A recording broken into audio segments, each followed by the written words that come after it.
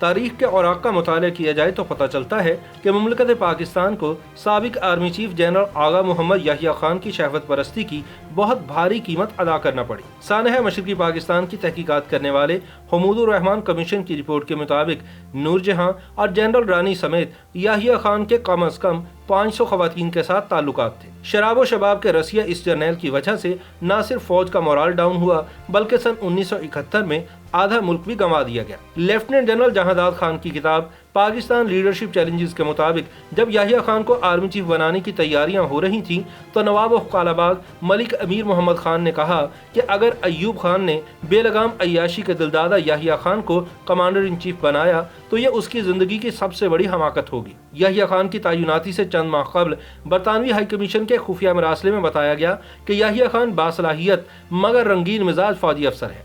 اسی طرح امریکی محکمہ خارجہ کو بھیجے گئے خفیہ نوٹ میں یحییٰ خان کی شخصیت کا تجزیہ کرتے ہوئے بتایا گیا کہ وہ بلا کے مینوش ہیں اور جنسی بے اعتدالی کے حوالے سے بدنام ہیں۔ کہا جاتا ہے کہ جنرل موسیٰ خان نے اپنے جانشین کے طور پر جو 3 نام تجویز کیے تھے ان میں جنرل یحییٰ خان کا نام شامل نہیں تھا۔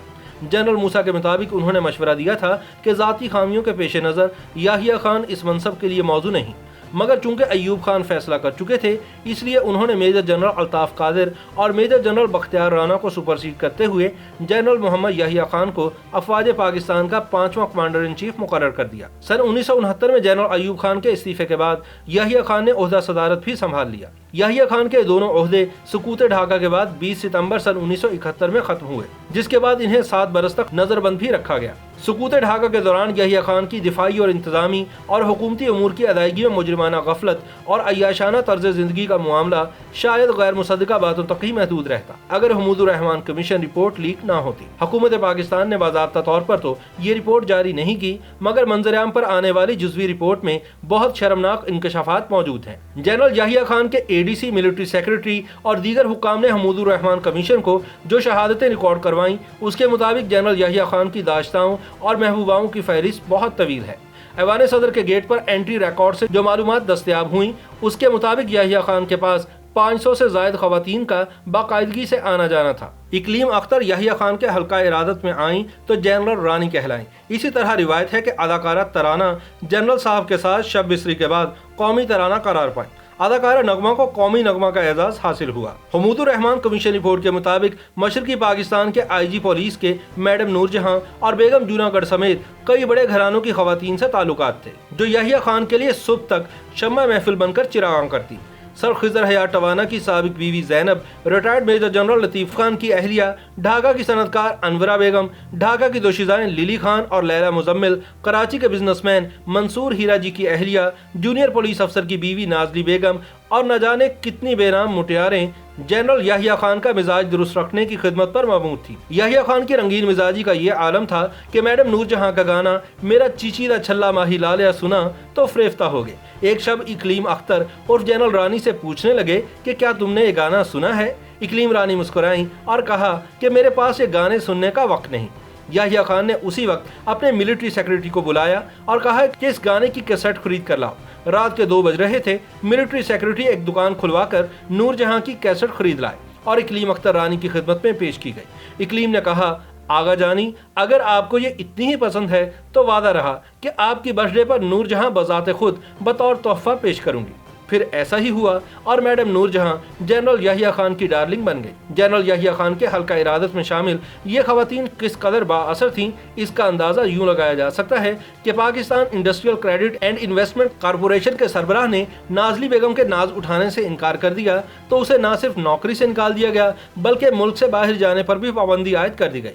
بیگم شمیم KN حسین جو مشرقی پاکستان کے سابق چیف جسٹس کی بیٹی تھیں، ان کی نامعلوم خدمات کے عوض انہیں آسٹریا میں سفیر بنا کر بھیج دیا گیا جبکہ ان کے شوہر کو سوئٹزرلینڈ میں سفیر لگا دیا گیا۔ یہی نہیں بلکہ بیگم شمیم KN حسین کے 70 سالہ ضعیف والد کو نیشنل شپنگ کارپوریشن کا سربراہ بھی لگایا گیا۔ جمیل زبیری اپنی کتاب یاد خزانہ ریڈیو پاکستان میں 25 سال میں بیان کرتے ہیں کہ مشرقی پاکستان کی علیحدگی سے چند روز قبل میڈم نور جہاں ریڈیو پاکستان پہنچی اور گانے ریکارڈ کروانے کے بعد اسٹیشن ڈائریکٹر طاہر شاہ کے کمرے میں آدھم کی۔ میڈم نے کہا آغا جی سے بات کرواؤ۔ स्टेशन मैनेजर हिचकिचाया तो नूरजहां ने कहा, घबराओ नहीं, तुम सिर्फ नंबर डायल करके मुझे टेलीफोन पकड़ा दो। हैरानी और परेशानी की बात यह थी कि मलिका तरन्नुम ने डार्लिंग से बात करते वक्त आज खुद ही ये फैसला कर लिया कि उनके गाने 8 बजे नशर होंगे।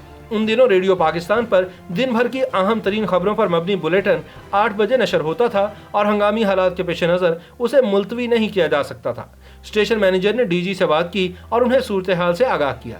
डीजी ने अवान सदर राब्ता करके खासी मिन्नत समाजित के बाद ये इजाज़त हासिल की कि 8 बजे न्यूज़ बुलेटिन नशर होने के फौरी बाद मैडम नूरजहां के गाने नशर कर दिए जाएंगे। अयूब खान ने अपनी किताब फ्रेंड्स नॉट मास्टर्स में तो इस हवाले से कुछ नहीं लिखा, ताहम अयूब खान की डायरी के उन्वान से जो किताब शाया हुई उसमें याहिया खान की रंगीन मिजाजी के कई किस्से बयान किए गए हैं।